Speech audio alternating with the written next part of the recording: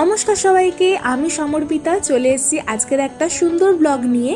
তো এর আগের দিন তো রাতে বৃষ্টি হয়েই ছিল, আর সকাল থেকে দেখো আজকে ওই জন্য মুখটা ভার করেছিল আকাশ, যার ফলস্বরূপ এই যে বেলায় আবার বৃষ্টি নেমেছিল ঝমঝমিয়ে। এদিকে তো আমি মনের আনন্দে বৃষ্টি দেখছিলাম আর ভুলেই গেছিলাম যে জানলাগুলো খোলা ছিল, আর বৃষ্টি এসে তো সব ভিজে গেছিল। আর ঠাকুর ঘরের জানলাটা দিয়ে এত ঝাপটা এসছে, নিচে পুরো জল পড়ে গেছিল। তো এটাকে ভালো করে পরিষ্কার করে আমি গেছিলাম স্নান করতে। তারপরে বেলা হয়ে গেছিলো, বসেছিলাম লাঞ্চে।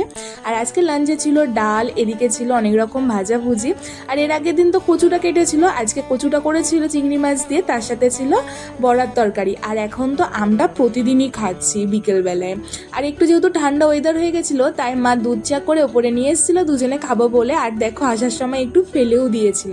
তো চলো আমরা দুধ চা খাই, আর তোমরা আরও এরকম মিনি ব্লগসের জন্য সাবস্ক্রাইব করো।